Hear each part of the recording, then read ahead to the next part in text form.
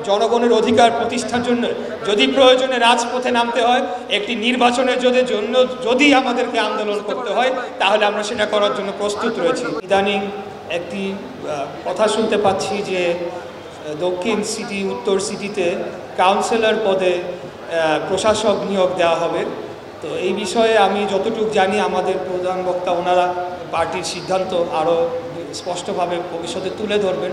আমার জানা মতে যে এই প্রক্রিয়ার সাথে বাংলাদেশ জাতীয়তাবাদী দলের কেন্দ্রীয়ভাবে কোনো সিদ্ধান্ত এখন নাই এবং এই প্রক্রিয়ার সাথে যারা যুক্ত হবেন তারা কিন্তু আসলে দলের বিপক্ষে অবস্থান করবেন বলে আমরা ধরে নিতে হবে। এই কথাটি বলার উদ্দেশ্য কারণ বিভিন্ন সময় বিভিন্ন জায়গায় দলের নাম ব্যবহার করা হচ্ছে এবং এই প্রক্রিয়ার সাথেও যুক্ত থাকার একটা প্রচেষ্টা অনেকে হয়তো বা প্রলোভনে পড়েন বা না জেনে করতে পারেন।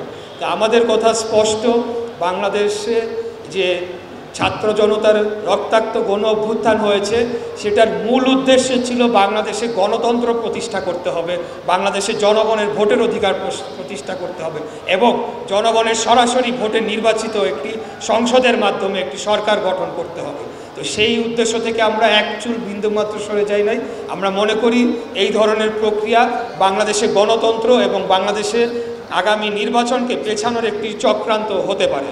তো এই চক্রান্ত রুখে দেওয়ার জন্যে আমি আপনাদের অনুরোধ জানাবো, আপনারাও এটার বিরুদ্ধে থাকবেন। আমরাও যারা রাজনীতি করি, আমরা যারা নগরবাসী রয়েছি, আমরা বাংলাদেশে একটি জাতীয় নির্বাচনের জন্য গণতান্ত্রিক উপায়ে আমাদের দাবিগুলো জানিয়ে আসছি। আমরা কিন্তু বর্তমান সরকারকে সর্বোচ্চ সহযোগিতা করেছি। 5 তারিখে যখন খুনি হাসিনা পালিয়ে যায়, এরপরে 14 দিন কোনো পুলিশ প্রশাসন ছিল না। আমরা আমাদের নেতা দেশনায়ক তারেক রহমানের নির্দেশে আমরা পালা করে এই শহরকে পাহারা দিয়েছি। প্রত্যেকটা ওয়ার্ডে আমরা বিএনপি, ছাত্রদল, যুবদল, স্বেচ্ছাসেবক দল, শ্রমিক দল, কৃষক দল, আমরা নগরীকে নিরাপত্তা দিয়েছি, নগরীর যে জনগণের জানমালের নিরাপত্তা নিশ্চিত করেছি। পরবর্তীতে পুলিশ প্রশাসনকে আমরা থানায় থানায় গিয়ে বসিয়ে দিয়ে এসেছি। অতএব আমরা যে জনগণের পক্ষে রয়েছি, জনগণের অধিকারের জন্য কাজ করছি, শহরের জন্য কাজ করছি, এটা আমাদের নতুন করে প্রমাণ করার দরকার নাই।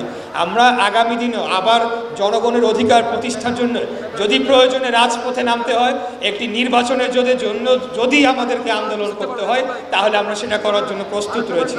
আমরা জোরালো দাবি জানাতে চাই আজকের এই সভা থেকে যে একটা সুস্পষ্ট রোডম্যাপ এবং নির্বাচনের সুস্পষ্ট সময়সীমা এই সরকার থেকে অবিলম্বে এটিকে ঘোষণা করা হোক এবং এই বছর এই 2025 সালের ডিসেম্বরের মাধ্যমে, যেটা আমাদের সম্মানিত প্রধান উপদেষ্টা ডক্টর মোহাম্মদ ইউনূস উনি যেটি ঘোষণা করেছেন, সেই লক্ষ্য থেকে যাতে বিচ্যুত করার জন্য যে অপশক্তি কাজ করছে সরকারের ভেতরে এবং বাইরে, তারা যাতে কোনোভাবেই সফল না হয় এবং বাংলাদেশে গণতন্ত্র প্রতিষ্ঠার মাধ্যমে একটি সুষ্ঠু নির্বাচন প্রতিষ্ঠার মাধ্যমে জনগণের অধিকার জনগণকে ফিরে দেওয়া, সেই জোরালো দাবি জানাচ্ছি।